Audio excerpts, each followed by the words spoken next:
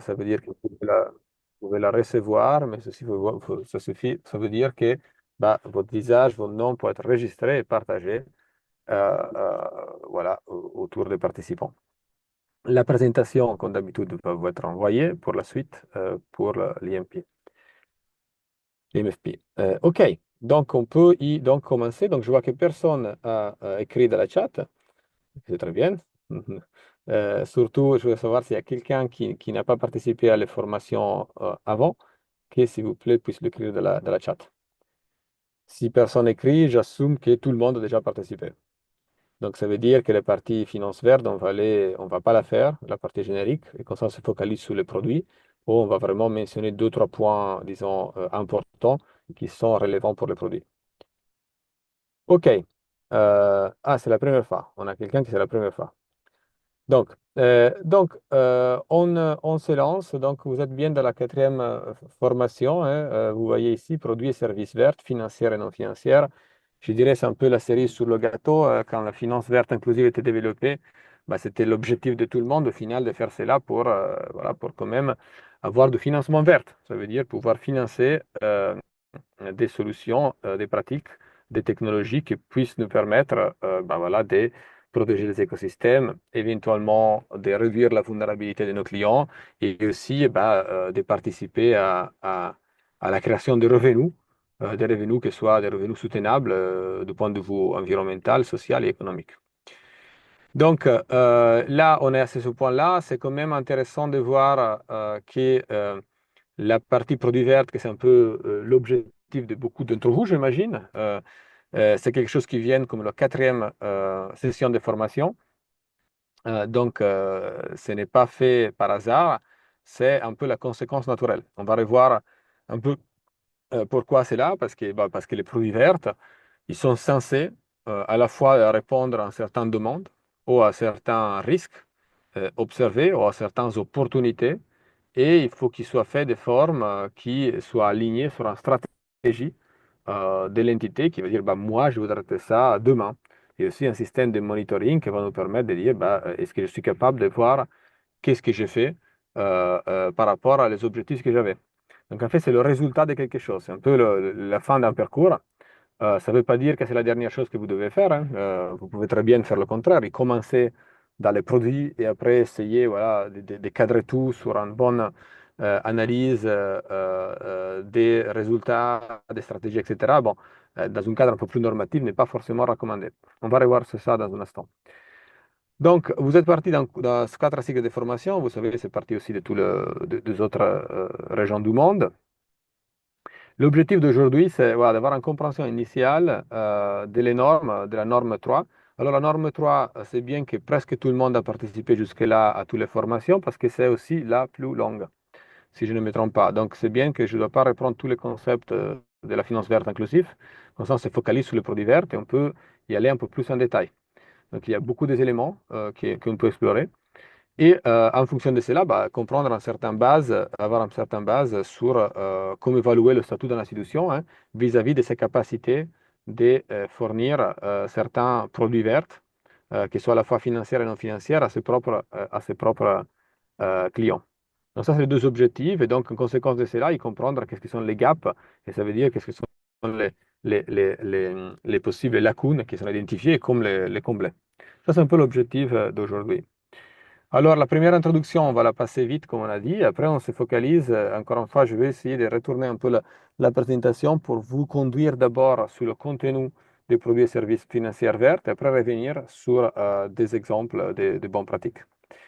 À niveau d'introduction, je la passe rapide, mais je voudrais prendre quelques petits concepts spécifiquement, qui sont spécifiques pour les produits verts, donc les ont à voir. Bon, cette formation vous est offerte par le Green Inclusion and Climate Smart Finance Action Group au sein de la plateforme européenne de la microfinance, disons, groupe fondé depuis 2013, donc plus de 11 ans d'opération, qui essaie un peu de mener de l'avant certains concepts communs au secteur.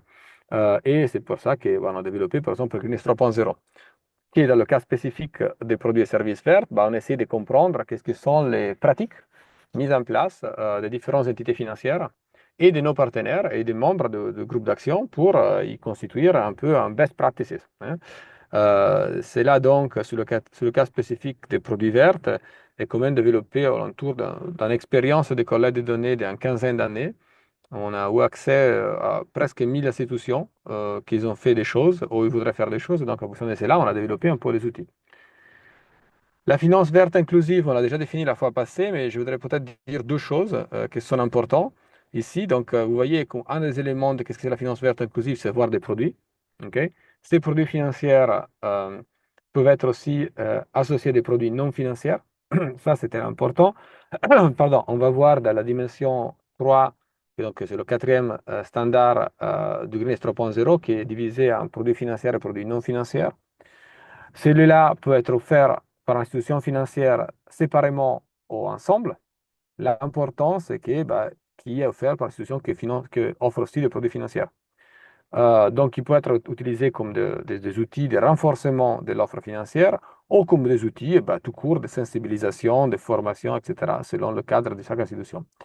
La chose importante qu'on voit en bas, bah, la dernière ligne, c'est qu'on voudrait financer de la forme qui soit propre, qui soit résiliente et durable. Ça veut dire quand vous pensez à un produit vert, bah, il faut penser qu'il doit amener des résultats.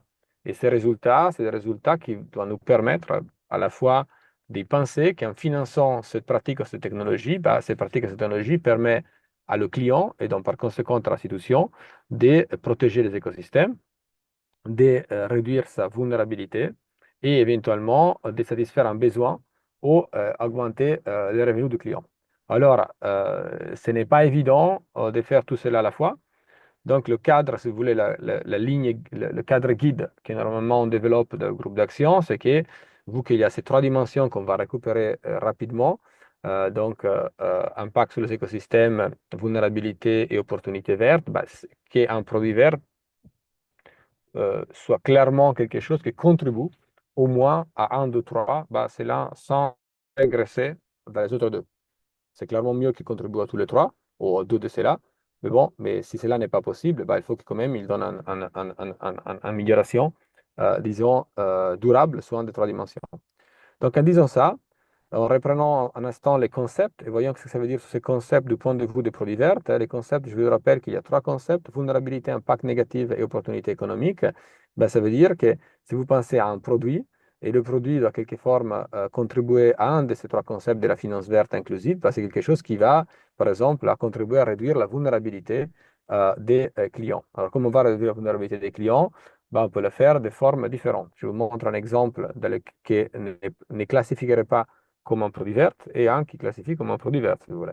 Donc, si on pense que les clients sont affectés pour des événements climatiques, voire par exemple de la sécheresse, et vous avez une grande partie de votre portefeuille qui est en agriculture, bah alors vous pouvez penser, attendez, attendez, attendez, ils utilisent des semences qui sont très exposées à cela. Donc, je ne vais pas lui changer le type de culture, mais je vais lui aider à d'avoir accès à des semences qui sont plus résilientes à la sécheresse.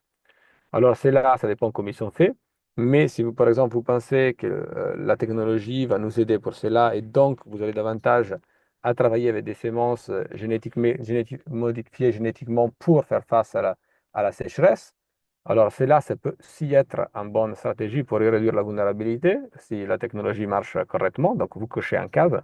OK, je contribue à réduire la vulnérabilité. S'il y a des sécheresses, c'est un endroit où il y a beaucoup de sécheresse, vous mettez des semences qui sont prouvées d'avoir moins de vulnérabilité, pourquoi pas, sauf qu'il ne classifierait pas autant pour un produit vert en soi-même parce qu'il y a un impact négatif sur les écosystèmes. Ça veut dire que vous réduisez la biodiversité locale. Hein, c'est semence introduit externe et donc vous cochez un de ces cases et ce n'est pas seulement que vous ne progressez pas forcément sur les autres, peut-être potentiellement on peut augmenter des revenus, hein, donc potentiellement sur l'autre, mais vous affectez au moins négativement un de cette case. Donc c'est pour ce cas-là que cet exemple-là, même s'il aide vos clients dans cette direction, bah, il ne créerait pas un produit vert en soi-même. Par contre, si vous pensez davantage à un autre type de produit, bah, pensons par exemple, il y a de la sécheresse, donc je pense de financer des produits d'irrigation, voire par exemple des gouttes à gouttes, c'est là que je ferai les trois cases. Pour quelle raison? Bah, parce qu'à la fois, il réduisait la vulnérabilité, vous avez de l'accès à l'eau, voilà, c'est très bien. Donc, s'il y a la sécheresse, l'eau n'est pas trop mal. Euh, D'autres cas, bah, vous protégez les écosystèmes parce que quand même, il y a une gestion mesurée de l'eau. Hein. Quand on parle de goutte à goutte, ça veut dire on met l'eau où il a besoin, la plante, et on la préserve quand on n'a pas besoin et c'est pas tiré partout. C'est tout. Et davantage, bah, si vous avez davantage un système d'irrigation qui fournit davantage de l'eau quand la plante a besoin, vous, normalement, contribuez aussi à augmenter les revenus des clients. Donc, cela, c'est quelque chose, par exemple, qui classifierait, parce qu'il donne un progrès de forte différence sur les trois dimensions, mais il n'a pas un regret sur aucun. OK. Ça, c'est un peu le cadre de comment il faut les penser les produits verts. Et les produits verts, bah, c'est rien d'autre que, si vous voulez, la mise en œuvre, si vous voulez, d'une stratégie verte qui répond à les opportunités et les risques identifiés. Hein, donc là, on va revoir ce concept-là. Et donc, c'est vraiment où il y a tout ce travail de l'interaction entre vulnérabilité, impact négatif, opportunité économique, etc. Les produits verts, par sua définition, ils sont focalisés sur la partie indirecte. Hein. Là, on a discuté pas mal sur la finance verte inclusive. Donc, on a expliqué qu'il y a un concept indirect, ça veut dire qu'est-ce qu'ils font les clients et qu'est-ce qui fait l'institution. Alors, un produit vert, c'est un produit que vous ne fournissez pas à vos propres employeurs, vous ne fournissez pas à vos, peut-être associés des clients, c'est possible, mais vous ne fournissez pas à vos propres agences et vos propres quartiers généraux, mais c'est quelque chose que vous fournissez, vous ouvrez à vos clients.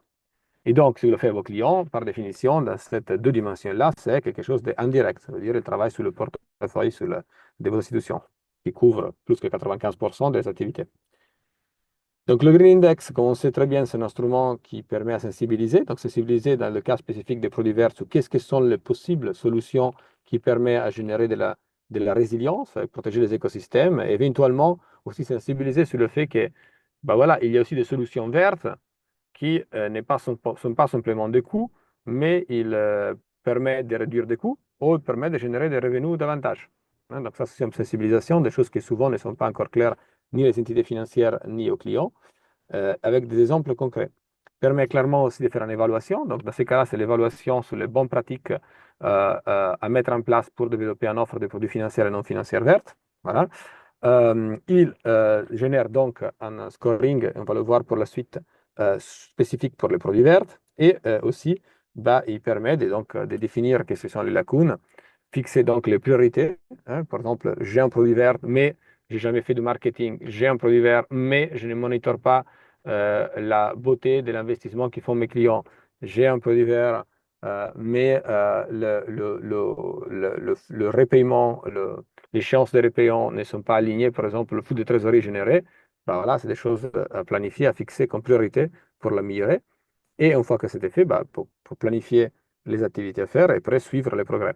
Donc, même chose, vous pouvez utiliser le Green Index pour voir à la fois si vos produits, sur des années par année, s'améliorent du point de vue des processus, du point de vue des policies, du point de vue de l'implémentation proprement dit, mais aussi du point de vue des outreach. Donc, à quel niveau le produit vert arrive à satisfaire un niveau de nombre de clients à niveau des volumes des prêts, mais aussi au niveau d'autres choses. Ça peut être des émissions de gaz à effet de serre, des réductions, ça peut être des nombres d'hectares qui sont en agriculture soutenable, etc. Alors, ces dimensions de produits verts existent aussi clairement dans la dimension 7 des standards de la performance universelle, sociale et environnementale de l'SPTF Series. Je vous rappelle, comme vous savez déjà, que ces normes dimension 7 étaient co-développées entre Series SPTF et le Green Inclusion Climate Finance Action Group, donc on est conscient du contenu des deux, et c'est fait des fonctions que la norme 3, donc on appelle GA, GE, GI3, désolé, produits et services verts financiers et non financiers, soit aligné à la norme 7C de la dimension 7 des standards de performance universelle, sociale et environnementale de l'SPDF Series. Donc, la différence principale qu'il y a, c'est que dans l'organisme 3.0, on va plus en détail, vous allez voir dans un instant, il y a quand même beaucoup de questions et chaque question, c'est un choix multiple. Ça veut dire choix multiple, ça veut dire qu'on va vraiment essayer de sélectionner. Ce n'est pas suffisant de savoir que vous financez quelque chose, par exemple, qui contribue à l'agriculture soutenable. On veut savoir qu'est-ce que vous financez. Est-ce que c'est de l'engrais organique? Est-ce que c'est de l'irrigation goutte à goutte? Est-ce que c'est de l'agroforesterie? Est-ce que c'est des réservoirs d'eau, etc., etc. On va voir ça dans un instant. Mais donc, ça veut dire que si vous avez pour quelque raison rempli en dimension 7, spécifiquement le 7C, bah, vous avez déjà un premier aperçu dessous de la beauté de vos produits et services verts. Et si vous avez rempli aujourd'hui un standard, la partie du standard GA3 de l'Organisme 3.0, bah, vous avez déjà fait complètement le standard 7C de la dimension 7. Donc, là, focalisons-nous un instant seulement comme premier aperçu sur la dimension 3. Pour faire cela, comprenons d'où elle dérive et comment elle se relationne avec les autres. Donc, on a compris qu'il y a quatre normes: stratégie, identification des risques opportunités, gestion des risques opportunités, produits verts et services. Pourquoi cela arrive à niveau 3? Bah, pourquoi? Parce que les produits et services verts, ça doit être en façon de gérer les risques et les opportunités qui sont gérés et expliqués dans la standard 2, qui sont identifiés dans le standard 1 et qui suivent une stratégie qui est définie dans le standard 0 et qui éventuellement dans la pratique essentielle 2, donc vous voyez ici mettre en place une stratégie et monitorer. Vous voyez le contrôle sur l'impact économique, les vulnérabilités et les impacts négatifs sur l'environnement. Donc naturellement, à niveau de meilleures pratiques, qu'est-ce qu'il faudrait faire si une institution voudrait bien développer des produits verts? D'abord, il faudrait que se focalise sur la pratique essentielle G1A, parce que c'est l'identification des risques et des opportunités indirectes. Donc, il faut qu'ils sachent qu'est-ce que sont les vulnérabilités des clients, qu'est-ce que sont les impacts négatifs des clients sur l'environnement et qu'est-ce que c'est la demande et les besoins des clients qui peut être satisfait par une offre verte. Ça, c'est fondamental, radical. C'est vraiment, si vous voulez, la colonne vertébrale de développer un produit vert. D'abord, il faut savoir ça. En fonction de cela, il faut passer à la pratique essentielle G1, I, pardon, 2.1, donc la première de le standard 2, que c'est la gestion des risques opportunités indirects. Ça veut dire maintenant que je le sais, qu'est-ce que je vais faire? Et vous voyez ici qu'en bas, il y a un petit bullet point qui dit processus et produits de crédit. Ça veut dire on inclut la vulnérabilité des impacts négatifs sur l'environnement et la demande des besoins dans les processus et produits de crédit. Ça veut dire une fois que j'ai compris la vulnérabilité de mes clients dans le standard 1, et leur impact sur les écosystèmes et éventuellement les besoins et les opportunités qu'ils ont, bah maintenant, je vais voir si je peux inclure cela dans le processus de crédit et des produits. Donc, est-ce que je développe un crédit ou est-ce que je offre davantage un type de crédit, mais aussi ça peut être d'autres produits financiers, hein. Ça, c'était un peu réductif. Qu'est-ce qu'il y a écrit ici? Il y a d'autres parties dans le GA2.1. Donc, est-ce que j'inclus ces éléments-là dans l'offre financière, que ça peut être des paiements, des épargnes, du crédit, de l'assurance, etc., de façon que ces produits financiers soient adaptés à répondre à la vulnérabilité des impacts négatifs et la demande que j'ai observée avant. Voilà. Et une fois que je l'ai, bah maintenant je passe à le standard 3 et maintenant je couvre les deux parties essentielles, la première et la deuxième, et maintenant je les livre. Okay? Donc j'ai des produits verts et je les mets sur le marché. Et pour les mettre sur le marché, bah, il faut qu'ils aient certains caractéristiques et certains processus qu'ils ont mis en place. Qu'est-ce qu'ils regardent le standard 3. Le standard 3, il regarde en détail, vous financez quoi, comment vous le financez, euh, euh, comme vous assurez que cela soit financé correctement, comme vous assurez que cela répond à des besoins que vous avez identifiés. Et pour terminer, pour cela n'est pas la fin, hein, clairement pour y comprendre la fin, il faut revenir à la standard, à la stratégie environnementale. Donc ça veut dire que maintenant les produits et services verts, à la fois, il doit répondre à ce qui est écrit dans la première pratique essentielle de le standard 0, ça veut dire les objectifs et ambitions. Voilà, donc une stratégie documentée. Ça veut dire mon objectif, c'est de contribuer, par exemple, à de l'air pour mes clients. Bah, dans ces cas-là, bah, il faut que vos produits verts ils contribuent à aider l'institution à atteindre cet objectif. Ça veut dire donc l'alignement entre la stratégie et les produits verts, que c'est fondamental, et dans la pratique essentielle GI, pardon, 02. Voilà, c'est là, c'est la partie en bas, vous voyez, contrôle, c'est important. Ça veut dire, une fois que vous avez développé certains produits qui répondent à des risques et opportunités identifiés et qui sont alignés à la stratégie, ben maintenant, il faut quand même monitorer et comprendre combien vous en avez déboursé, à qui, avec quel résultat. Est-ce que c'est bien aligné à les objectifs stratégiques que je me suis posé? Voilà, donc j'ai un petit main, je vois qu'il y a une petite main levée et je prends la question. Nadia, on te mute.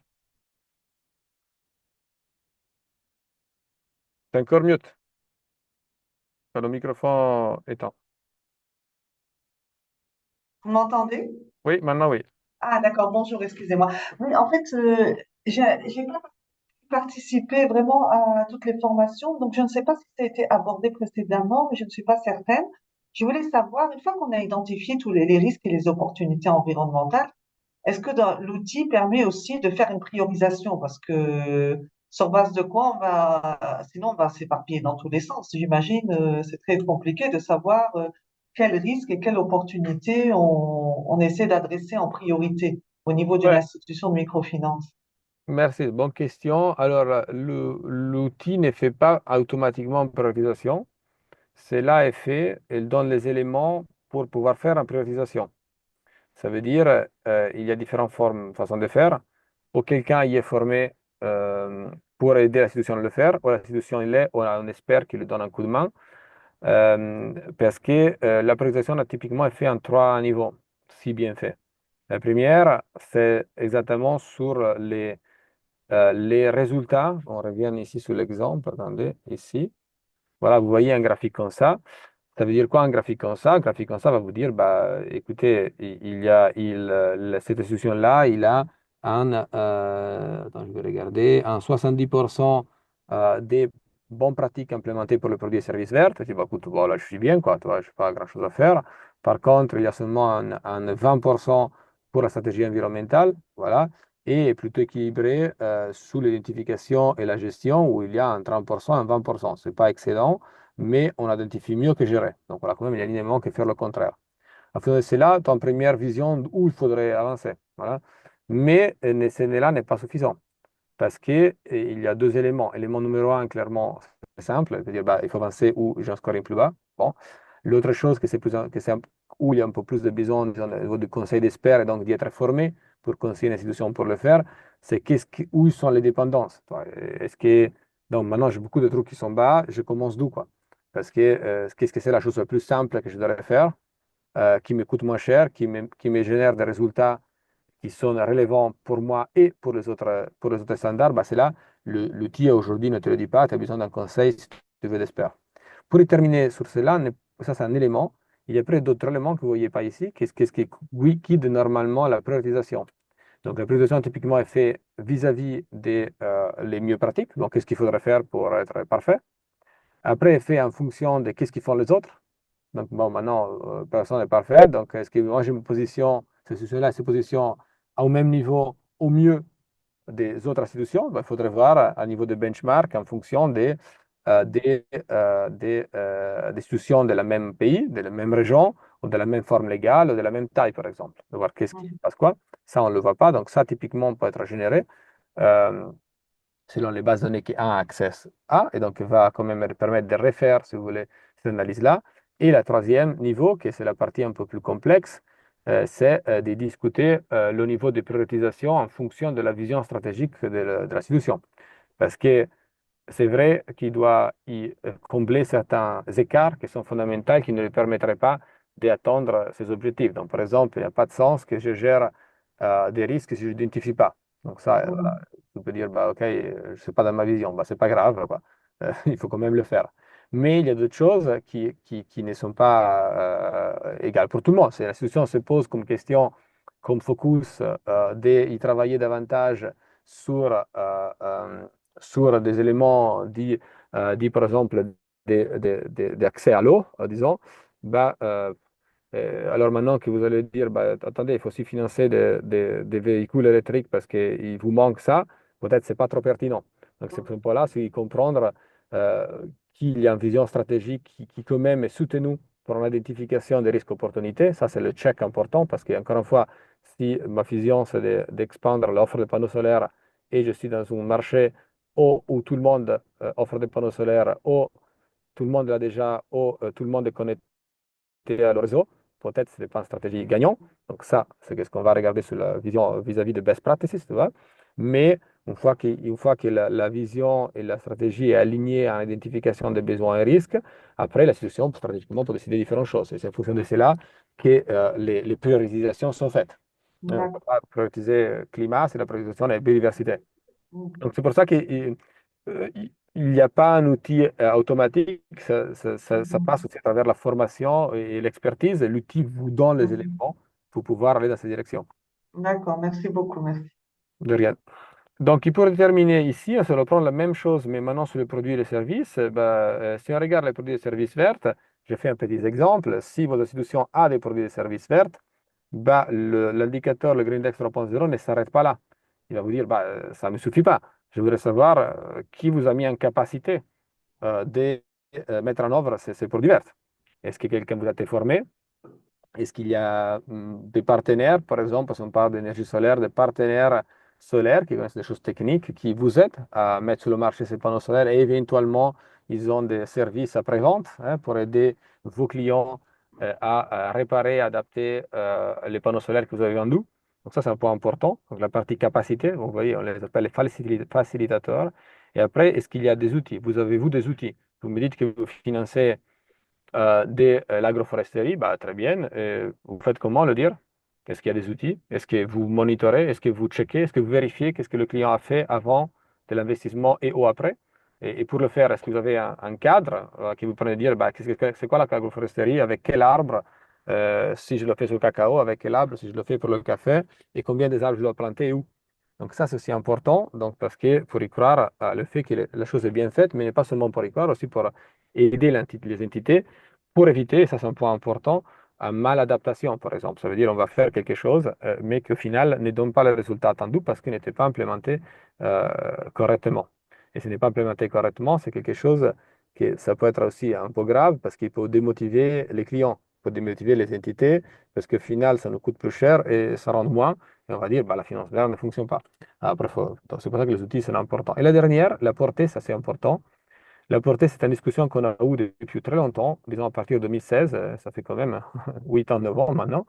On s'est dit, ce n'est pas suffisant d'avoir simplement un contrôle des pratiques ou des policiers ou des procédures et tout cela. C'est aussi important de comprendre la portée de ces pratiques de la vie réelle. Donc, moi, je dis que j'ai un produit vert, vous me montrez que j'ai un manuel avec le produit vert et vous me montrez voilà, qu'il y a un marketing, etc., etc. Bah, très bien, mais maintenant, la question importante, c'est de dire combien vous ne vendez de ces produits verts.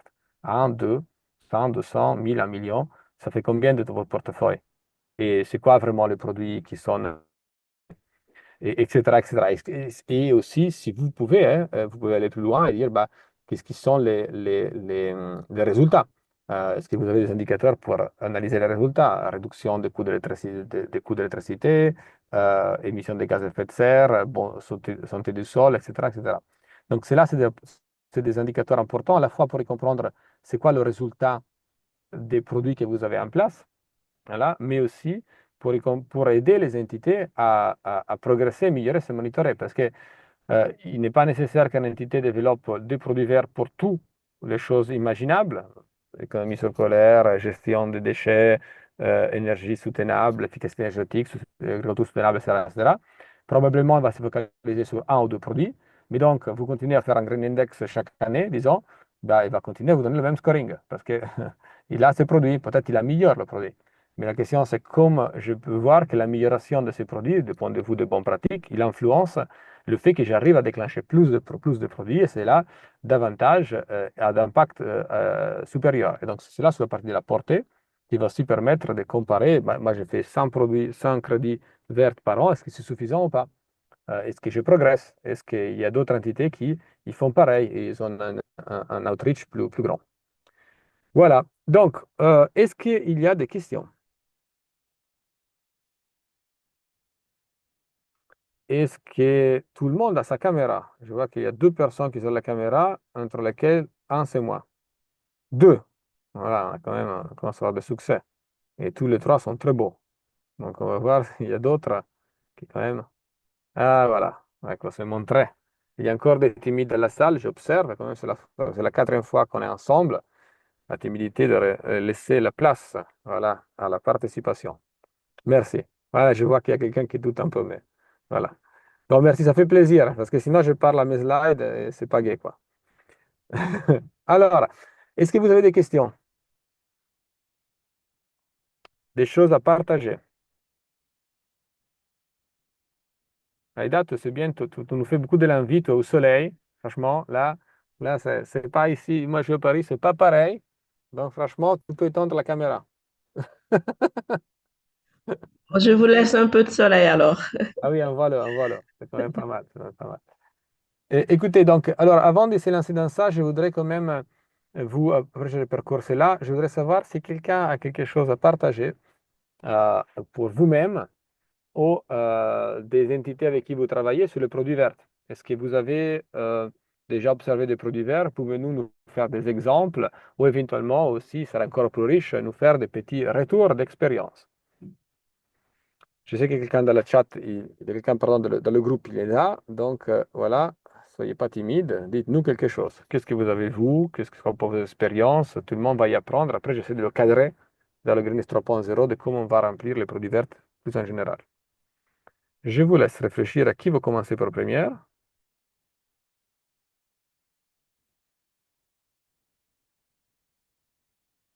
Alors, sinon, j'assume que toutes les entités présentes n'ont jamais entendu parler d'un produit vert, n'ont jamais fait, que ce serait quand même un risque réputationnel.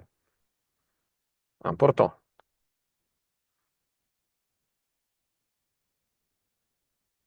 J'attends, hein. J'ai tout le temps. On a une heure. Je peux attendre une heure.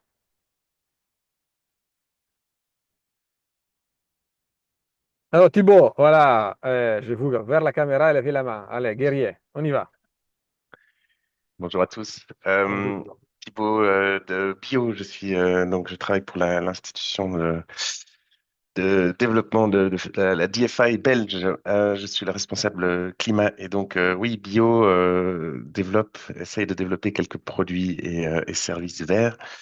On fait du green lending, donc on offre des facilités de financement à nos clients pour un user fund, donc des activités dédiées au changement climatique ou voilà, à la préservation de l'environnement. Et donc, on suit toute une série de standards pour ça. On a une facilité d'assistance technique aussi dédiée au climat, où on essaye d'aider nos clients eux-mêmes à s'équiper par rapport à la lutte contre les changements climatiques. Donc ça, c'est voilà, c'est notre expérience. Mais voilà, mon intérêt est particulièrement par rapport au MFI et de voir ce qu'on peut pousser chez nos clients microfinance. Et donc là, pas directement moi, mais nos clients, on voit pas mal de choses émerger comme produits et services, notamment de l'assistance technique ou voilà, la provision d'informations par rapport aux événements climatiques. Donc des MFI dans certains contextes vulnérables offrent des services à leurs clients, par exemple agri. Voilà, ils ont des plateformes, des apps sur des téléphones mobiles, voilà, développées par des institutions de microfinance pour informer leurs clients par rapport à des événements climatiques à venir, à voilà, des potentiels impacts de ces événements climatiques, ou alors aussi à aider leurs clients avec des bonnes pratiques environnementales par rapport à la production agricole notamment, avoir des conseils via ces apps. Et donc voilà, on voit émerger certains produits enfin plutôt certains services offerts directement par les MFI. Un autre gros service, ce sera lié par exemple à l'assurance. Donc la MFI va euh, en parallèle à son prêt, va fournir un produit d'assurance contre des événements climatiques pour permettre d'augmenter la résilience de leurs clients et de couvrir leurs impacts potentiels par rapport à ces événements-là. Donc voilà, c'est des produits qui viennent ou des services qui viennent en parallèle pour aider leurs clients eux-mêmes et donc couvrir leurs propres risques crédits. Et donc voilà, c'est du win-win pour les deux. Mais voilà, super intéressé par avoir une approche beaucoup plus globale pour pouvoir pousser ça chez nos propres clients microfinance. Merci en tout cas. Merci beaucoup pour le témoignage ouais, et pour toutes les choses que vous avez observées et vous développez. Est-ce qu'il y a d'autres qui ont des exemples dans cette direction? Peut-être association microfinancière qui peut être parmi nous, qui voudrait partager quelque chose qui est fait. Et après, je prends davantage la parole. Ou est-ce que d'autres qui ne sont pas sur microfinancière voient des choses différentes de ce qu'il voit notre collègue Thibault des bio ou d'autres trends qui pourraient aussi nourrir la discussion?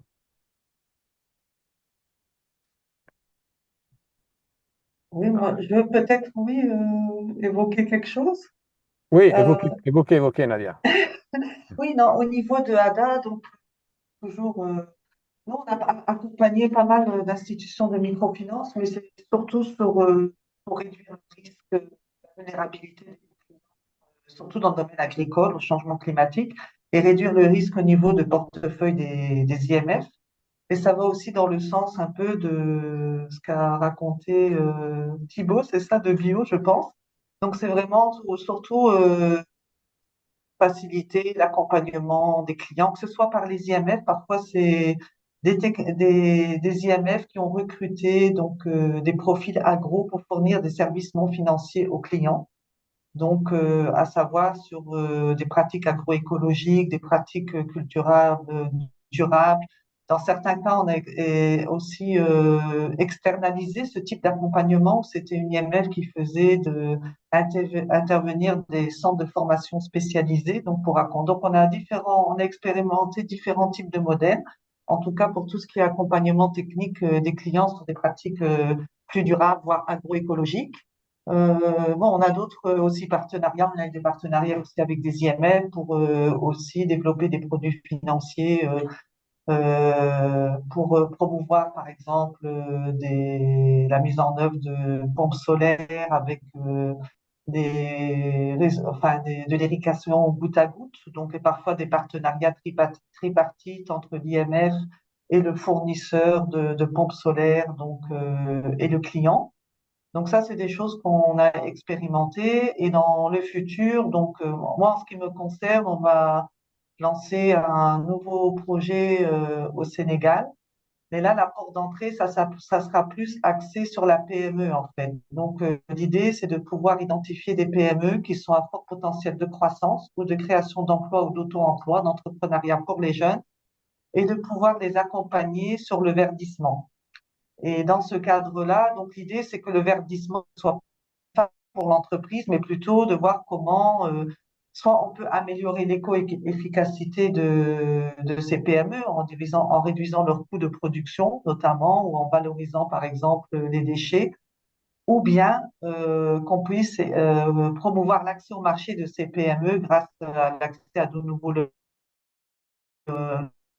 logos, de nouveaux labels ou de nouvelles normes environnementales. Ça peut être les deux. Donc voilà un peu ce qu'on a dans le pipeline au niveau de ADA. Donc bon, je sais qu'on a lancé aussi un nouveau projet en Amérique latine, mais là c'est plus axé sur réduire comment on peut réduire l'impact de changement climatique au niveau client et voir ce qu'on peut faire en termes de développement de produits, services financiers adaptés. Mais je pense qu'on va poursuivre la discussion avec vous parce qu'en ce qui me concerne, j'étais vraiment intéressée de voir dans quelle mesure on pourrait avoir votre expertise pour justement avoir des outils adaptés pour justement identifier les opportunités économiques au niveau des PME et avoir un outil justement pour pouvoir prioriser ces risques et ces opportunités. Merci. Merci pour cela. Merci pour ce partage. Alors là, il faut que j'avance. Et maintenant, tout le monde est lancé à partager son expérience. Donc, je vais aussi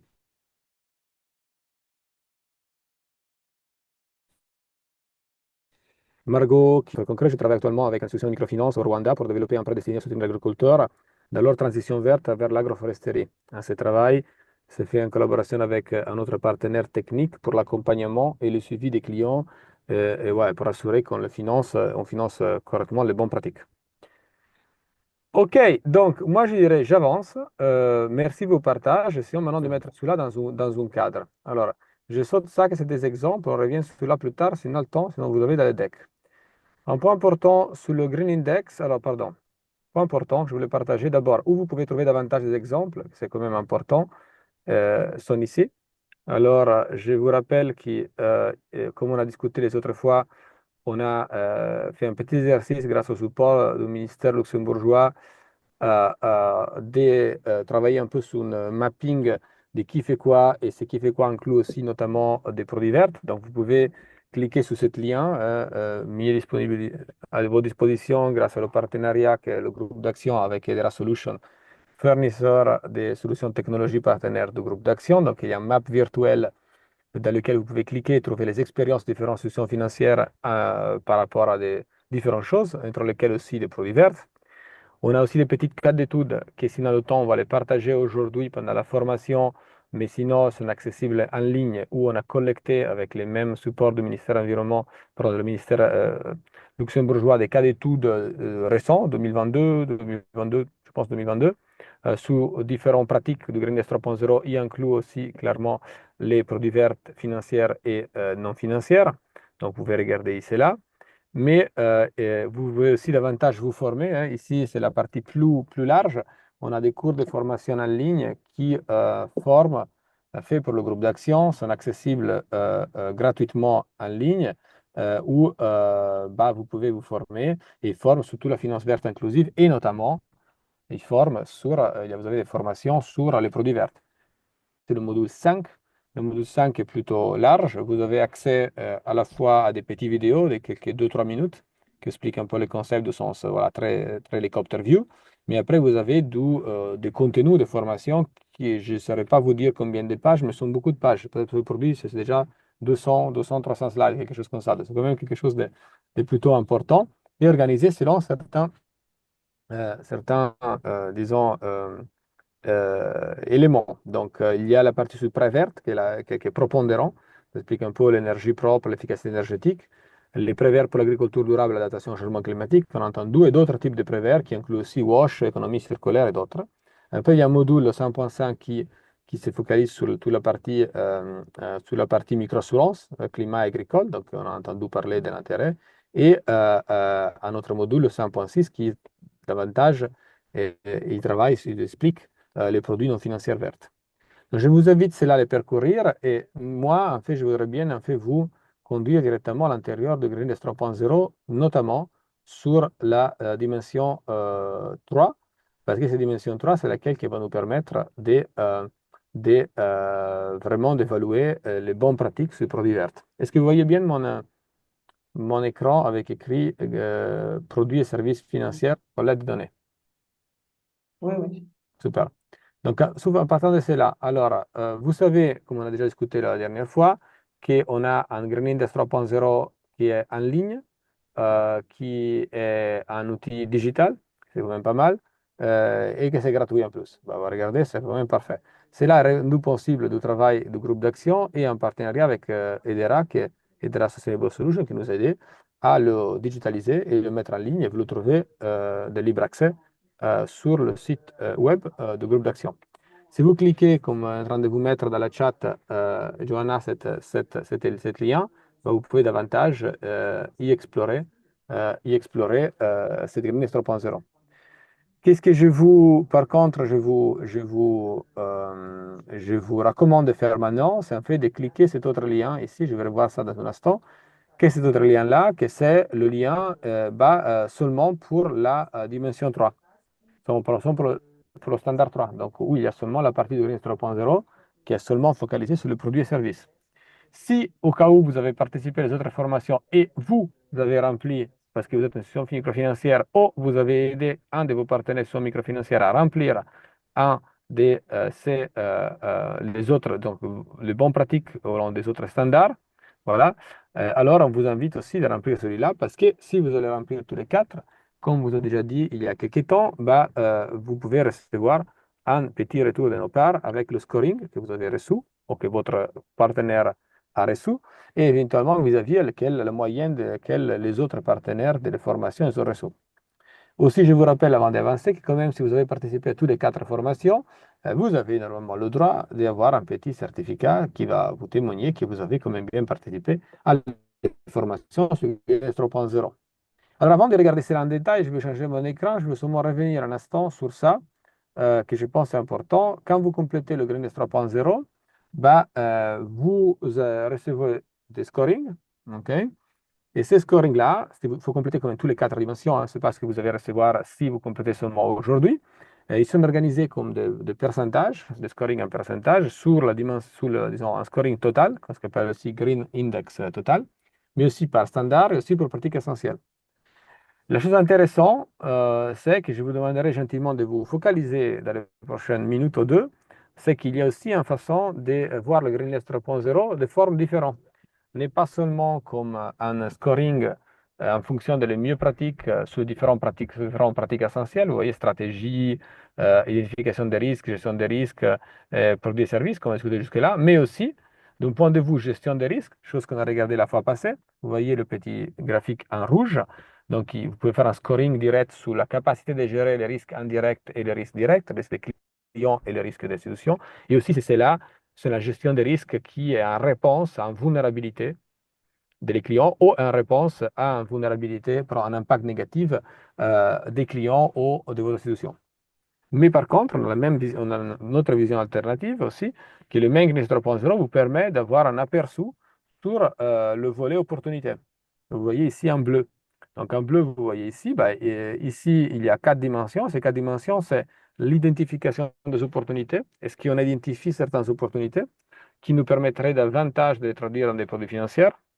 Est-ce qu'après, on a des produits financiers, à la fois financiers et non financiers, vous voyez, haut et bas.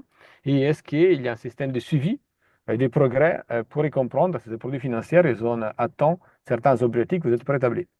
Donc, c'est sous-partie de Green 2.0, c'est ce qui donne la vision opportunité, que c'est la vision un peu plus relevante pour les produits verts. Alors, clairement, il y a aussi la partie risque, comme on a discuté, mais regardons la partie opportunité pour y commencer, qui va vous montrer dans l'exemple voilà, que vous voyez ici en bas. Je trouve que c'était intéressant parce que si on regarde seulement la vision verte par standard, vous voyez, bah, on dit que cette solution est super forte à 70% des produits verts, c'est génial. Et donc, on y va avec et on y fait super confiance. C'est pourquoi pas. Par contre, si vous regardez la partie bleue, vous voyez que maintenant, on comprend que l'institution a quand même un niveau plutôt similaire d'avancement des produits financiers et non financiers, donc haut et bas. Ça, c'est bien. Ça veut dire, voilà, ils soutiennent des capacités de la formation. Il faut voir en détail qu'est-ce qu'ils soutiennent, mais donc tout en partie de construction des capacités pour les clients et en même temps, ils déclenchent des prêts pour cela. Ceux-là sont nourris par une très bonne identification des opportunités. Donc, ça veut dire qu'en principe, les produits financiers et non financiers, ils sont la conséquence de l'identification d'une opportunité. Mais par contre, vous voyez, il a un scoring très très bas sur la partie droite, c'est le monitoring de progrès. Ça veut dire celui-là que vous n'aurez pas vu en regardant seulement la vision, vous voyez, verte en haut. C'est un point important. Ça veut dire qu'en principe, l'institution fait des choses bien, répond à une opportunité. Il le fait avec un palais de services financiers et non financiers, mais vu que le monitoring de qu'est-ce que attend grâce à ce produit-là n'est pas bien fait ou est insuffisant, bah, on n'est pas sûr que les choses sont mises à jour en fonction de l'apprentissage et donc l'institution aurait potentiellement un risque de partir dans une direction qui n'est pas correcte. Donc, la première suggestion, reprenons la question qui pose Nadia, c'est qu'est-ce qu'on peut suggérer cette solution-là? Ben, c'est clair, n'est pas seulement, comme on avait dit il y a une demi-heure, il faut travailler quand même sur la stratégie parce que c'est quand même très bas, que c'est la première vision. C'est de dire, bah, aussi vos produits, ils ont un petit souci, c'est que vous ne regardez pas le résultat de votre client. Donc, il faudrait quand même regarder ça en détail pour s'assurer que tout le reste fonctionne. Et ça, on peut le faire quand on regarde le Grand Index à différentes dimensions. Et l'outil, il va vous générer ces 3 dimensions, par standard, par risque et par opportunité. Et pour conseiller ou avancer, bah, vous voyez que c'est pas où on développe un outil d'intelligence artificielle qui nous aide, bah, il y a aussi une expertise derrière, il y a aussi des hommes qui vont s'interpréter, dire bah, comment on va regarder la chose dans sa globalité et qu'est-ce qu'il faut faire. Donc, vu que le temps passe, je dirais, allons directement sur cette magnifique lien qui s'appelle Standard 3, qui était mis dans la chat. Et avec ça, je vais vous parcourir un peu qu'est-ce que sont les produits verts. On les va directement dans le Green Deal 3.0 et les points d'importance sur les bonnes pratiques à suivre. Alors, j'arrête de partager. Je vous demande gentiment de cliquer. Si vous ne l'avez pas encore fait, c'est le bon moment pour le faire. Et moi, j'ai fait le même.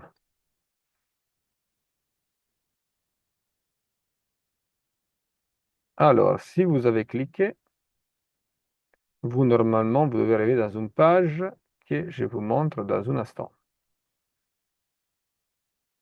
Voilà. Est-ce que vous voyez mon écran? Oui. Super. Donc voilà, vous êtes normalement sur cette page-là. Si vous êtes sur cette page-là, bah, alors vous êtes dans le bon endroit. Alors, comme d'habitude, il faut lire qu'est-ce qu'il y a écrit ici. Bah, voilà, si vous êtes d'accord, bah, vous continuez.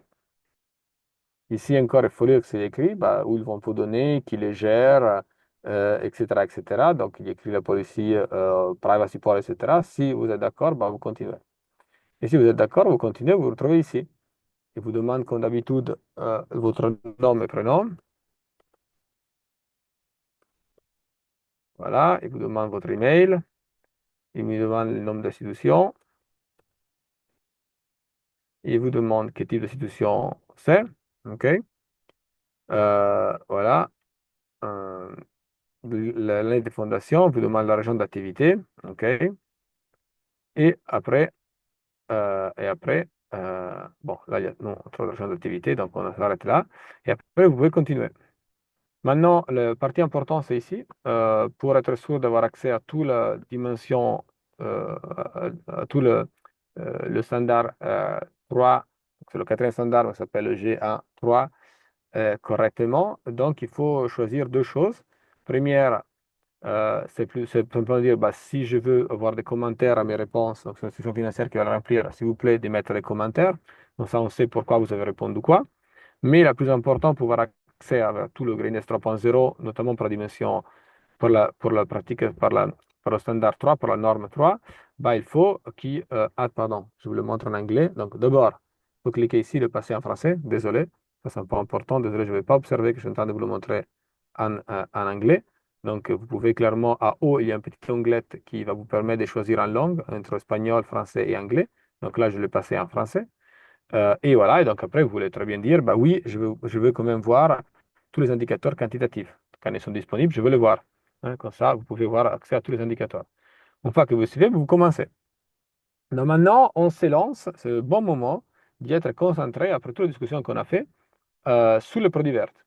En parcourant le Green 3.0, chose que j'espère de faire dans les prochaines 20 minutes, ces dimensions-là, il va vous donner normalement un aperçu de qu'est-ce qu'ils sont et qu'est-ce que vous pourrez faire du point de vue des produits verts.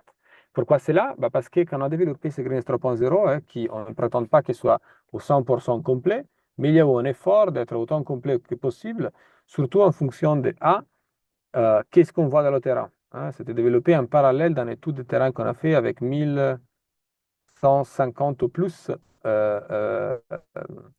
analyse environnementale sur 860 institutions financières dans les dernières 10 ans. Donc, on peut regarder qui fait quoi. Hein. Et c'est là, c'est déjà le suivi de tout d'avant. Voilà, les bases de données sur lesquelles on a observé, c'était quand même plutôt large. Après, sur l'expérience de pas mal de notre partenaires et projets et services. Et donc, c'est faire remonter de le terrain qui fait quoi, comment, qu'est-ce qui est financé, et le structurer autour d'un cadre concret. L'autre chose qu'on a fait, bah, on a essayé de travailler en alignement avec les pratiques internationales, la réglementation et les initiatives. Donc, on a fait autant que possible quelque chose de complet. Clairement, il y a des niveaux disons, d'amélioration, mais bon, l'idée, c'est de schématiser cela sur un indicateur. Donc, à la fois, l'indicateur que je vais passer, ça doit être en formation un petit peu détaillée dans les prochaines, disons, vingtaine de minutes sur comment remplir la grille 3.0 sur la dimension 3, mais aussi sous qu'est-ce que sont les bonnes pratiques sur le produit vert. Bon, d'abord, commençons. Vous voyez, vous vous souvenez dans nos slides, on a organisé les produits verts d'abord en financière et non financière. Maintenant, on est à l'intérieur des produits financiers, donc on est la première pratique essentielle. Et quand on regarde les produits financiers, il était aussi davantage organisé sur différents éléments. Clairement, les crédits, mais après, d'autres choses qui ne sont pas des crédits, hein, ça peut être des épargnes, des solutions de paiement, mais ça peut être aussi des assurances hein, et d'autres. Donc, cela sont tout l'intérieur de ces pratiques essentielles. Quand on regarde qu'est-ce qu'on peut soutenir, cela est organisé en quatre dimensions. Comme vous avez vu avant, en dimension énergie, donc énergie propre, efficacité énergétique, en dimension agriculture au sens large, ça veut dire agriculture, élevage, foresterie et voilà. et Pêche. pêche. Merci, merci de ce soutien linguistique. Et pêche. Voilà. Une autre dimension, que c'est tout ce qui est lié avec l'accès à l'eau et à tous les services liés à l'eau. Et un quatrième qui inclut deux éléments clés de la finance verte et tout le reste. Un, c'est tout ce que c'est la mobilité soutenable, véhicule électrique, autre chose.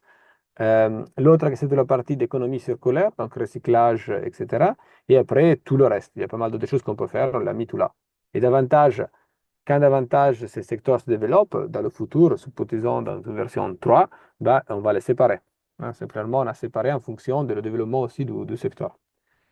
Donc, quand on va regarder cela, pourquoi je fais toute cette introduction? C'est parce que les premières moitiés de la pratique essentielle numéro 1, qui est aussi la plus longue, du 0.0, sont structurées, et c'est ça que je voudrais que vous appréciez, sont structurées autour de ces quatre dimensions, de ces quatre possibilités, disons, des éléments verts. Ça veut dire qu'il y a une répétition quatre fois. Donc, je demande, est-ce que vous financez des choses solaires, par exemple, énergie propre? Est-ce que blablabla, blablabla, je termine ces quatre questions et après je reprends. Est-ce que vous financez des produits d'agriculture? Blablabla, et après je reprends. Donc, ça veut dire qu'il y a un doublon, ou un quadruplon des quatre questions clés. Et pourquoi c'était fait?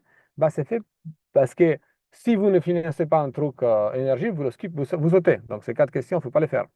Mais si vous faites quelque chose que c'est, par exemple, sur l'énergie, vous répondez à toutes les pratiques que vous avez sur le secteur énergie. Parce que c'est possible, et typiquement, c'est souvent le cas, vous n'avez pas des pratiques génériques sur les produits verts. Vous avez des pratiques spécifiques sur certains éléments verts. Et donc, quelqu'un qui répond, oui, mes produits verts, ils sont très bien adaptés au flux de trésorerie de la technologie que je finance, ça peut être le cas pour c'est pas, pour l'agriculture et pas pour le cas sur des panneaux solaires, par exemple. Donc, vous le regardez. Donc, c'est pour ça. Donc, moi, je vais aller un instant en détail sur un. Donc, je dirais, je peux prendre un, je peux prendre de prédilection, si vous voulez, c'est là. Donc, sur la partie, pardon, sur la partie de l'agriculture soutenable. Et après, les autres suivent. Donc, voilà, je passe déjà ici parce que je dis, bah, j'ai rien sous l'énergie. Après, je remonte pour vous le montrer. Donc, ça veut dire, vous voyez, c'est déjà le 5. Ça veut dire qu'il y a quatre questions qui maintenant vont se répéter ici jusqu'à le 8. Alors, voyons qu'est-ce que c'est. Point important, l'institution offre des prêts qui permettent à ses clients de faire quoi? D'abord, ici en bas, vous voyez la thématique, pratique agricole, élevage, pêche durable. Voilà, par exemple, des solutions fondées sur la nature, en soutenant l'adaptation au changement climatique, la conservation de la biodiversité. Donc, qu'est-ce que vous financez? C'est là? Oui, non. C'est la réponse. Déjà non, vous pouvez partir. Vous pouvez simplement écrire ici, aucun des éléments dessous. Terminé. Vous voyez ici en bas, il s'affiche déjà la question pour le 9. Vous avez sauté toutes les autres questions. Vous n'avez pas besoin de les remplir. C'est important quand même de les cliquer parce que si vous le laissez vide, d'abord, c'est obligatoire. Et deux, sinon, on ne comprendrait pas pourquoi n'est pas tiqué. OK? Donc, supposons maintenant qu'on avait donné quelque chose, on vous demande, oui, oui, on le fait, mais vous faites quoi? Ben, on le fait pour mettre en œuvre. Hein. Donc, pour notre capital d'investissement, on le fait pour maintenir des choses que nos clients font déjà. Les deux choses sont différentes. Un, c'est le capital de travail. Le deuxième et le premier, c'est le capital d'investissement. Hein. Typiquement, on travaille beaucoup plus sur le capital de travail, sur le microfinancier que sur l'investissement, mais il y a certains investissements possibles. Quand vous cliquez, vous voyez ici en bas, il y a toute la liste des choses que vous pouvez faire. Vous voyez la différence, si vous voulez, avec la dimension 7, c'est que vous pouvez cliquer ce que vous voulez, quoi. Hein. Donc, qu'est-ce que vous faites? Il y a une belle liste, vous voyez, on a une trentaine de solutions au plus que vous pouvez soutenir. OK? Donc, par exemple, OK, je fais de l'engrais organique. Non, je ne fais pas de conditionnement du sol, pas de conservation, je fais de l'agroécologie, je fais de l'écotourisme, je finance de l'apiculture, je finance des serres, je finance de la permaculture, je finance de l'aquaculture, voilà. Et je finance quoi d'autre? Je finance du stockage intelligent, voilà. Et je finance de la fertilisation de précision. Disons. Bon, ça, c'est ce que vous financez. Maintenant, la question qui se pose, et ça c'est un point important qui vous devrait prêter pas mal d'attention, c'est que en bas, elle vous dit, mais comment vous le financez? L'institution finance des pratiques d'agriculture, d'élevage et de pêche durable, par exemple, de solutions d'agriculture pardon. Et là, vous avez d'autres choses, des produits et des prêts non dédiés. Ça, c'est important. C'est quoi un produit et un prêt non dédié? C'est un produit qui couvre pas mal des aspects qui n'est pas seulement dédié à des activités vertes. Par exemple, le capital de travail. bon, vous financez du capital de travail en agriculture, ça peut être quelque chose qui est soutenable ou pas. Donc, avec ce produit-là, vous pouvez financer des choses vertes ou pas vertes. La même chose de l'investissement. Hein. Donc, je finance le capital d'investissement en machine, je finance une restructuration d'un hectare en agroforesterie et cacao organique. C'est deux investissements différents. Vous pouvez le financer avec le même produit financier. C'est très important quand vous analysez une institution et aussi quand vous réfléchissez à une institution, vous voulez faire des produits verts, que vous pensez si il fait cela avec des produits dédiés ou pas. Parce que ce n'est pas vrai que si n'a pas un produit dédié, il ne fait pas de la finance verte. S'il n'a pas un produit dédié, mais il est capable, on va voir dans un instant, de reporter quelle partie de ces produits-là finance des choses vertes et quelle pas, ben, pourquoi avoir un produit dédié serait mieux? Hein, faut comprendre. De temps en temps, c'est vrai, de temps en temps, ce n'est pas vrai. Donc, il faut ouvrir cela parce que de temps en temps, il a un coût, il y a des choses cachées, voilà. Et aussi, historiquement, on observe encore aujourd'hui que plus que la moitié des choses qui sont financées vertes, ils viennent encore des produits qui ne sont pas dédiés. Donc, si on ne le regarde pas, on perd au moins la moitié de l'histoire et on perd aussi la moitié de l'apprentissage qu'on peut faire pour engager l'institution financière à faire une transformation. Parce que si on arrive et on dit non, non, non, ce que vous avez fait, là, ça ne marche pas, c'est tout un travail à faire. Si en fait vous regardez ce qu'il fait déjà et qu'est-ce qui peut être classifié comme vert, ça va vous permettre d'avancer beaucoup plus rapidement parce que souvent, l'institution microfinancière, il a déjà des activités vertes dans leur portefeuille, sauf qu'il ne les regarde pas, les évidence pas, les reporte pas. Alors là, vous pouvez décider, fruit dédié ou non dédié. Si c'est non dédié, bah, vous cliquez ici. Fruit dédié, bah, il s'ouvre pas mal de choses. OK? Donc maintenant, autre solution, chaque fois vous avez autre solution. Supposons que maintenant vous avez des prêts qui sont dédiés, bah maintenant vous demandez si c'est dédié, bah maintenant s'il vous plaît de me dire pourquoi c'est dédié, parce qu'on ne vous croit pas. Alors, dites-moi ce que c'est. Et là, il y a une liste de bonnes pratiques que vous pouvez faire. Donc, par exemple, le montant de prêt est adapté à l'investissement nécessaire pour la pratique agricole. Voilà. La durée est adaptée, le calendrier de remboursement est adapté. Je mets aussi un taux d'intérêt qui est différent. Il y a des paiements pour services écosystémiques, ça veut dire si je plante des arbres, bah, je te paye un certain partie des arbres que tu payes. Il y a des garanties, il y a de l'assurance, il y a de l'assistance technique qui est liée ou d'autres conditions. Donc voilà pourquoi c'est spécifique. OK? Donc, par exemple, je prends 1, 2, 3. OK? Maintenant, une fois que je le fais, je vais un peu plus en détail. L'institution soutient le développement de ses capacités. Maintenant, vous souvenez-vous, quand j'expliquais tout à l'heure, on ne va pas être satisfait de savoir ce que vous faites, il faut aussi savoir comment vous le faites. Et donc maintenant, pour être sûr que vous financez quelque chose et il y a les capacités pour pouvoir le faire, bah, on demande davantage. Mais alors, est-ce que vous soutenez, l'institution soutient le développement de ses capacités en matière agricole, élevage et pêche durable? Non? Bah, alors déjà dit, OK, bah, OK. Ça veut dire qu'il pourrait avoir davantage faire, on pourrait davantage faire quelque chose de cette dimension-là pour s'assurer que le produit soit bien structuré. Et si oui, bah, là, il y a toute une liste de choses que vous pouvez faire. Vous avez la formation régulière du personnel, voilà, pour comme proposer des bourses de prêts vertes ou pour gérer les prêts vertes. Vous avez des partenariats. Hein, non, moi, je ne forme personne, mais, parce que voilà, ce n'est pas notre corps de métier, mais j'ai des partenariats avec des fournisseurs de services. C'est eux qui s'occupent de la partie technique. Voilà. Et tout cela, vous avez un ensemble de bonnes pratiques à faire et suivre pour s'assurer qu'il y a un certain niveau de capacité mise en place sur le terrain qui peut permettre à les clients d'implémenter correctement leurs activités. Vous voyez aussi des partenariats avec les institutions civiles, organisations civiles, etc. Sur le 8, là, on regarde normalement les outils. Alors là encore, c'est important. Bah, l'institution applique des procédures et des outils spécifiques pour soutenir l'octroi des prêts, pour des pratiques durables en matière d'agriculture, élevage, etc. Si vous dites non, OK. Si vous dites oui, vous regardez bah, qu'est-ce que sont les possibles outils. Par exemple, utilisation d'informations techniques documentées qui précisent le coût et le retour sur l'investissement des pratiques. Donc, si vous voulez convaincre quelqu'un, bah, c'est bien d'avoir déjà des données pour montrer que l'investissement vaut le coup à terme. La deuxième, ça peut être l'utilisation d'informations techniques documentées là pour spécifier les bénéfices, hein, autres que les bénéfices financiers. Donc, ce n'est pas le retour sur l'investissement, mais en termes de génération de résilience. Bah, vous voyez, si vous l'implémentez, normalement, vous avez accès à 30% plus d'eau et vous, s'il y a des sécheresses, vous êtes plus résilient. Voilà. Donc, c'est là. L'utilisation des formations techniques documentées qui spécifient des avantages en termes de réduction d'impact environnementaux négatifs. Le premier, c'est impact, c'est la génération de résilience. Les trois dimensions, vous voyez ici, c'est la dimension économique, la dimension vulnérabilité, la dimension impact environnemental, matériaux et canaux de commercialisation dédiés, utilisation des indicateurs qui permettent de vérifier et suivre l'investissement réalisé. Celui-là est important. C'est très important parce que si vous me dites qu'une chose est verte, mais vous ne le cliquez pas, alors la question que va vous poser, bah, comme vous pouvez être sûr que c'était verte, vous la vérifiez comment? Cela, c'est notamment important si le client vous a dit qu'il a des produits non dédiés.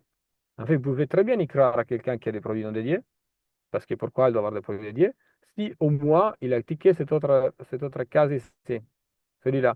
Parce que si lui a des produits non dédiés, donc d'investissement, mais il a des indicateurs qui lui permettent de vérifier et de suivre l'investissement qui a été réalisé, bah alors moi je finance du capital de travail des tracteurs et de l'agroforesterie. Si je peux vérifier quand c'est la foresterie des tracteurs, encore une fois, je reviens à le fait pourquoi le produit doit être dédié si quand même ça fonctionne. Mais s'il n'est pas, alors vous pouvez quand même mettre un peu en doute le fait qu'il vraiment il finance des choses vertes parce que voilà, il vous dit que c'est vert, il vous tique des cases à haut, de l'engrais organique, etc., etc., mais il n'a pas des indicateurs pour vérifier. Alors là, c'est à questionner. Expliquez-moi comment vous le faites, hein. C'est important, c'est pour ça qu'il y a un petit case à remplir, éventuellement. Il y a des logiciels que vous utilisez, etc. Donc, cela vous permet de terminer un bunch de 2, 3, 4 questions, que c'est à chacun des 4 dimensions et plus ou moins les mêmes plus ou moins les 4 questions. Une fois que vous avez terminé, si vous voulez bien, il y a des indicateurs de outreach, ça veut dire de où vous y arrivez. Donc, l'indicateur de quantitatif disponible. Si vous voulez remplir, il faut cliquer et s'ouvre un groupe d'indicateurs quantitatifs. Vous voyez ici, il y en a un certain nombre, hein. Ils ne sont pas tous obligatoires, aucun est obligatoire, mais si l'institution est capable de reporter sur certains, tant mieux. Donc, on commence le plus simple. Donc, OK, vous dites que vous avez des produits agriculture. OK. Vous n'avez fait combien la dernière année? 1, 2, 0, 100. Sous quel montant? Combien de votre portefeuille couvre ce produit vert? Voilà.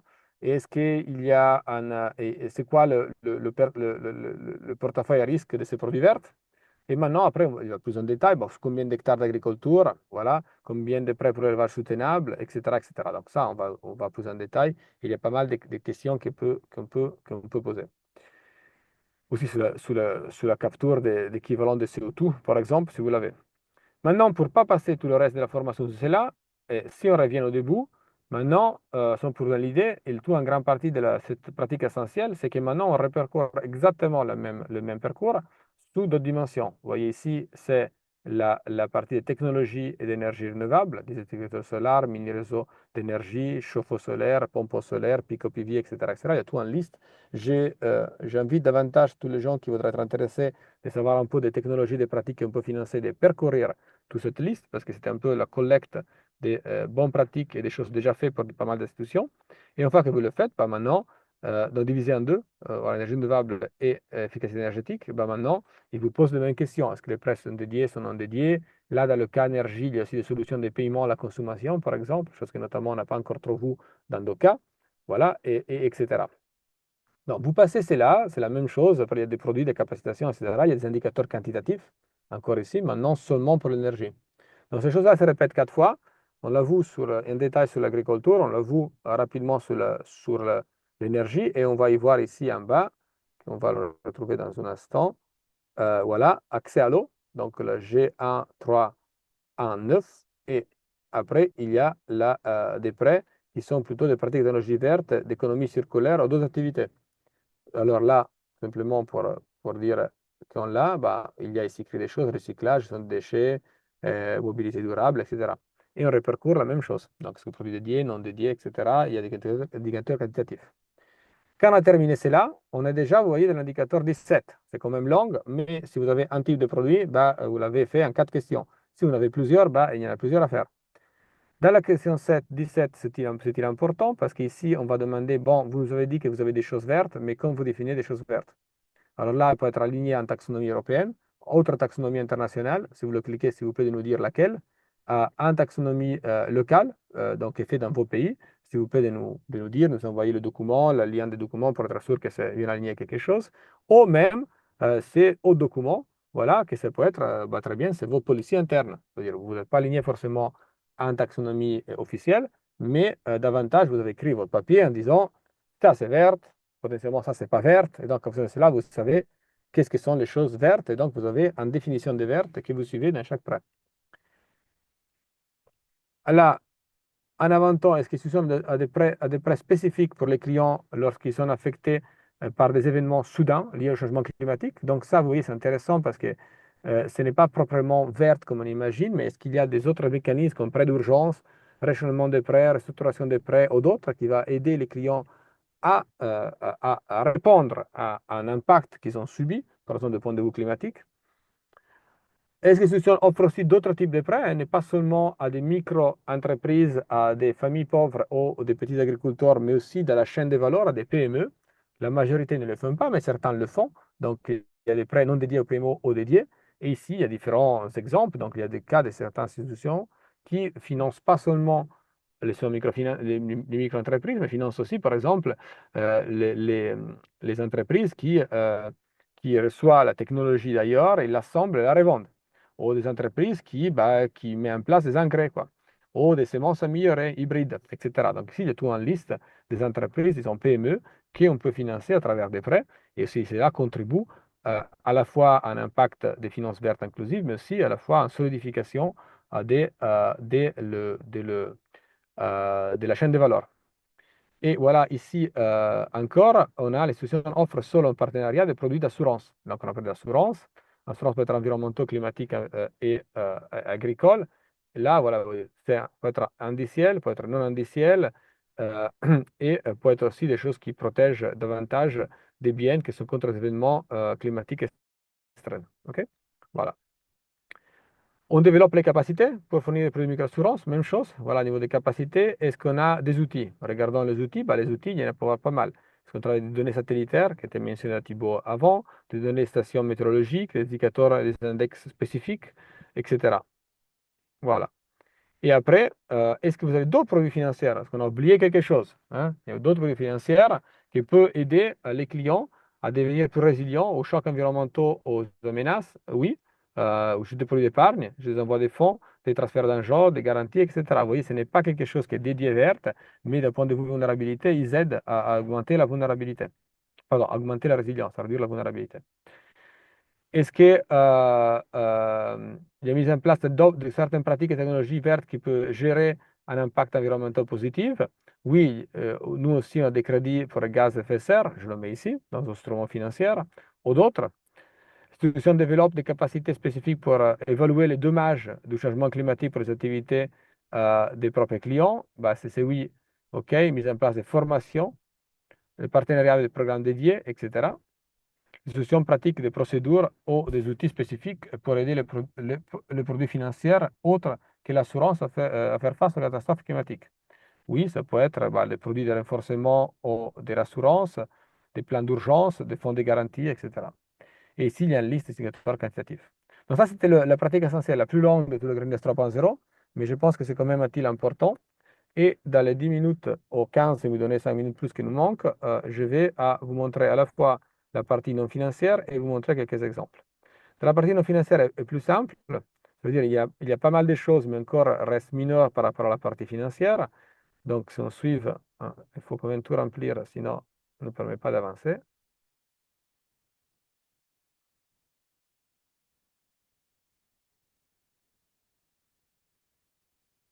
OK. Voilà, là, on est maintenant de la pratique essentielle 2, et ça, c'est tout sur les produits non financiers. Celui-là sont organisés en des groupes. La première, c'est la sensibilisation. OK?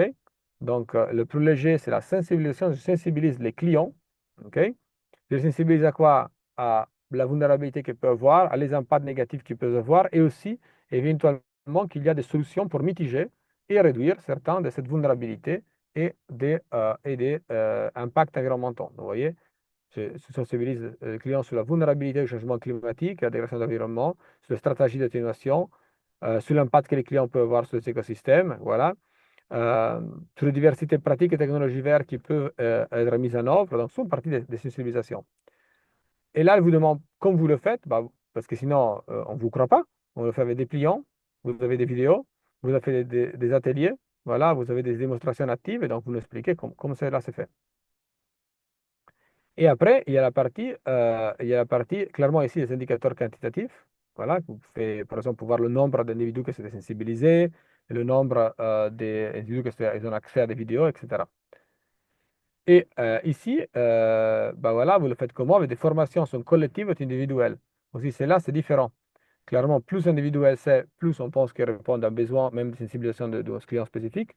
Plus collectif, plus ça peut être générique. Voilà, de qu'est-ce que vous y parlez, les formations. Maintenant, sur les formations, peut être pour comment mettre en œuvre des pratiques vertes, comment installer, entretenir et utiliser les technologies vertes, comment atténuer la vulnérabilité du changement climatique, la dégradation de l'environnement et la perte de biodiversité, bah, comment atténuer les impacts, hein. Vous êtes un assistant technique. Attention, vous voyez, il y a deux. Il y a des formations, ok, qui peuvent être individuelles ou collectives, et il y a de l'assistance technique. L'assistance technique est différente par rapport à la formation. C'est que quelqu'un qui accompagne un client, un groupe de clients, à mettre en place la pratique. Donc, en formation, je vous explique comment on va faire de l'agroforesterie. Il faut faire ça, ça, ça, ça, ça, ok. De l'assistance technique, c'est non, il y a un agronome qui vient chez vous et vous dit, ok, bon, montrez-moi votre production. Normalement, on fait comme ça. Allez, on va le planter les premiers arbres ensemble, etc., etc. Et après, je reviens dans quelques mois à revérifier et continue comme ça. Vous voyez, clairement, l'engagement est différent.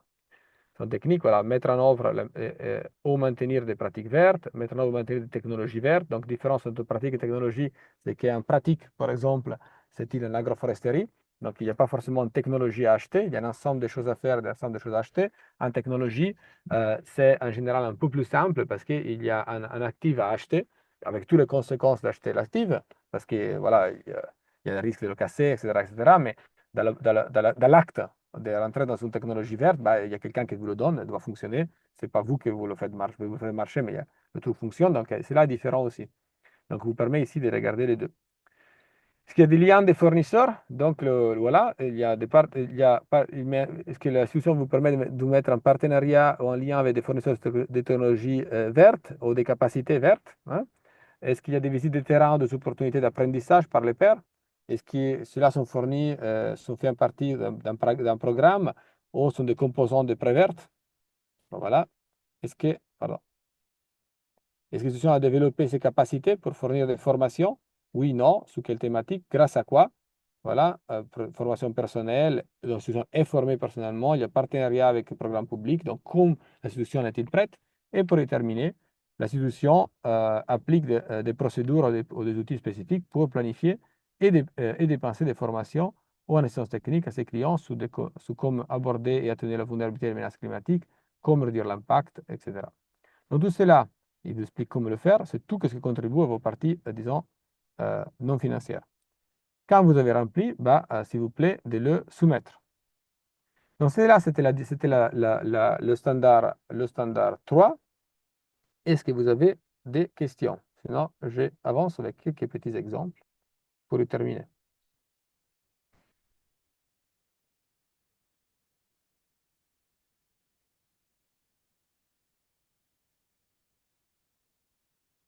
Vous avez des questions, des retours?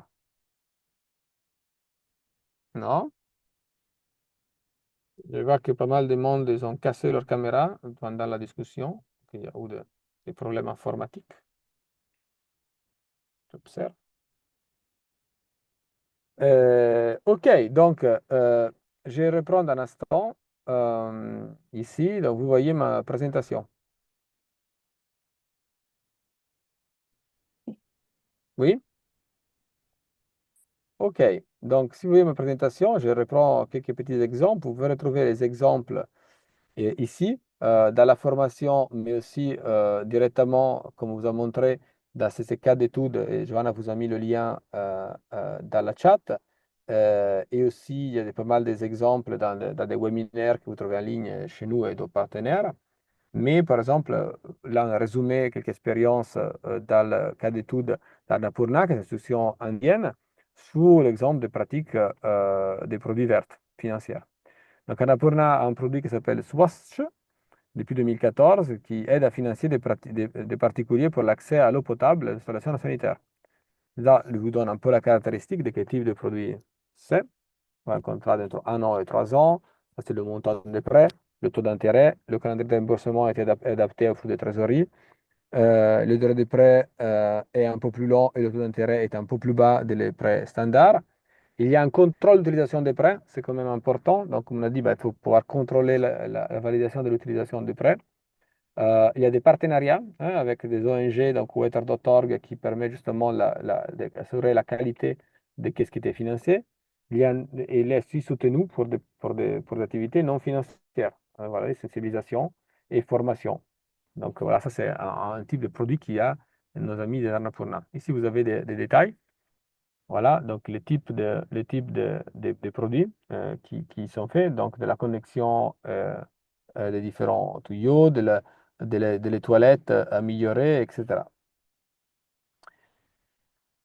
La Pura soutient aussi des initiatives à travers des partenariats hein, pour fournir la technologie, etc. Et aussi à travers la société civile, pour avoir des programmes qui sont spécialisés dans la formation des agents de crédit au principe de prêt vert, donc ils sont formés avant de débourser, à la sensibilisation des clients pour la gestion de ces prêts verts, à les programmes de formation des clients et des personnes par vidéo hein, sur l'utilisation, à des partenariats des fournisseurs technologiques.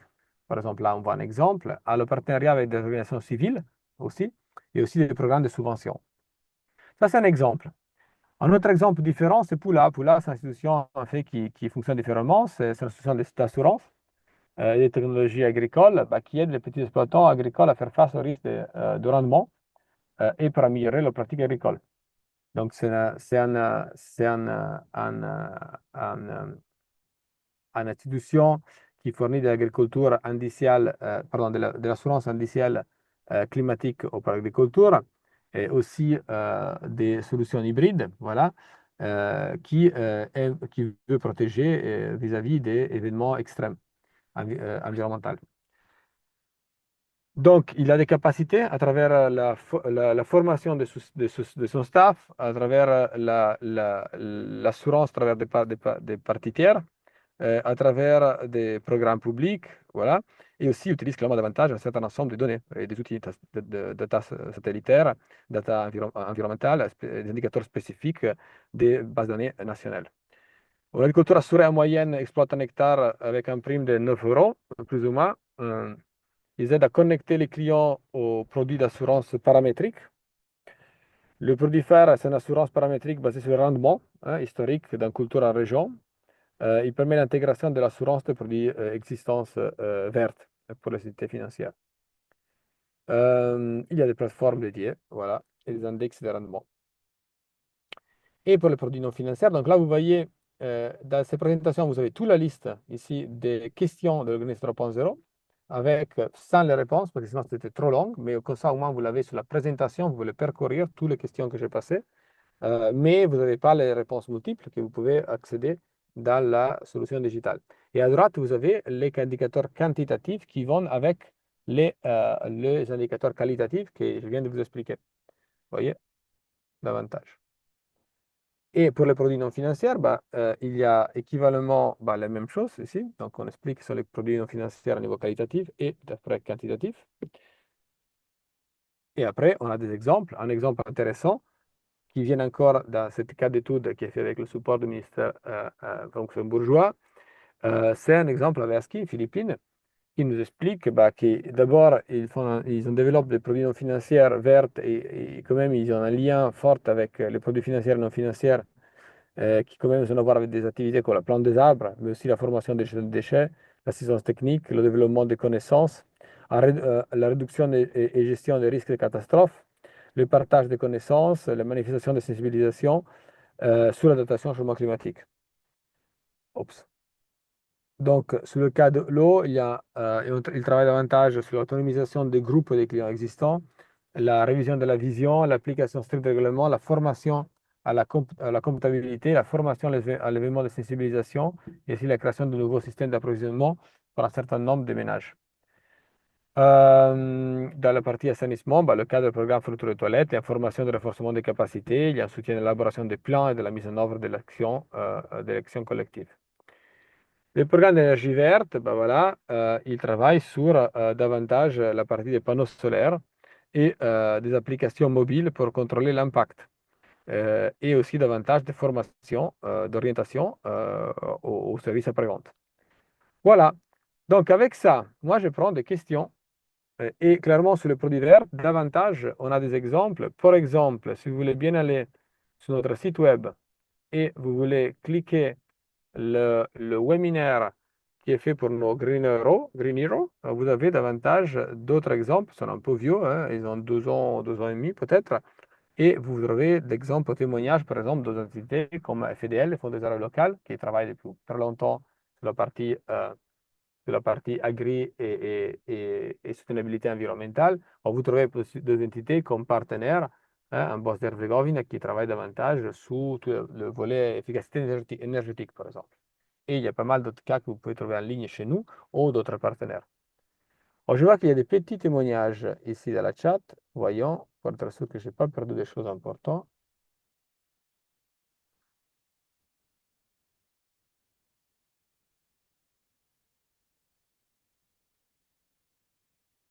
Donc, Eunice de Cap-Vert nous explique bah, qu'il n'y a pas beaucoup de programmes dédiés, mais à travers la promotion de l'entrepreneuriat de l'FAO, dans l'économie bleue, voilà, développer des services non financiers, qui est des formations techniques pour les pêcheurs, les formations sur la gestion d'entreprises d'éducation financière. Donc voilà, l'utilisation de projets, d'autres programmes pour développer davantage de capacités. Ça, c'est une chose très, très souhaitable. Et la chose intéressante à faire, par expérience, c'est d'être capable de capitaliser sur le fait que de temps en temps, les entités qui ne sont pas financières et ne veulent pas directement soutenir une institution financière, mais qui mettent en place des structures de capacitation, de formation technique, donc cela peut être complémenté pour une offre financière. Et souvent, la même institution se retrouve dans les deux, sans y savoir non, prendre un bon résultat d'une des implémentations. Voilà, donc moi je suis là, j'ai terminé, mais j'aimerais bien, si quelqu'un a quelque chose à nous dire, des questions, des doutes, parce que si je vous souviens, et je vous rappelle qu'on est la dernière formation, et à cette dernière formation, après il y a Noël, et on ne va pas se revoir pendant quelques temps. Donc c'est le bon moment de se faire les vœux, mais aussi c'est le bon moment voilà, de se partager si on a euh, déjà partagé. Merci Philippe pour Philippe vous envoie, Philippe Guichandou, de la Fondation économique agricole, vous envoie les meilleurs vœux pour l'année et je ne sais pas s'il est encore connecté, peut-être qu'il va envoyer des cadeaux aussi. C'est parti. Non. Hein? Ok. Bon, si vous n'avez pas d'autre chose, on peut tous ouvrir le microphone, se dire au revoir ensemble. Et je voulais vous féliciter de vos participations aujourd'hui, de la participation à les formations que vous avez fait d'avant. Vous rappelez que si vous avez quand même bien participer à toutes les formations, on va vous contacter pour votre petit certificat de participation. Si vous, vos sociétés financières, ils ont répondu à la clé de données, on va les recontacter pour les livrer un peu le résultat de cette auto-évaluation. Et sinon, ben voilà, sinon, je vous souhaite des très bonnes fêtes. Je souhaite aussi que ce soit des bonnes fêtes, surtout pour qui est plus vulnérable davantage dans pas mal des endroits du monde. Cela se manifeste encore comme quelque chose de très, très grave à différents événements qui soient liés ou pas au climat et à l'environnement. Et je souhaite aussi, nous tous, comme quand même un groupe de gens que je pense un peu sensibilisés, qu'on puisse un peu davantage aller encore plus sur l'action et surtout sur l'échelle de qu'est-ce qu'on fait parce que le changement climatique n'attend pas et par conséquent non plus les autres activités. Donc, que le 2025 soit quand même une année, j'espère, qui puisse ne pas seulement se focaliser sur des discussions, mais sur des actions qui puissent avoir aussi un peu l'ambition d'aller au-delà, d'expérimenter, mais plutôt de faire. Et pas grave si on se trompe, parce que sans faire avec un risque, clairement, on va se tromper. Vu qu'on est au milieu d'un changement radical pour toute notre humanité, j'espère que tout le monde va être conscient et le transformer en quelque chose de positif pour nos actions de l'année prochaine.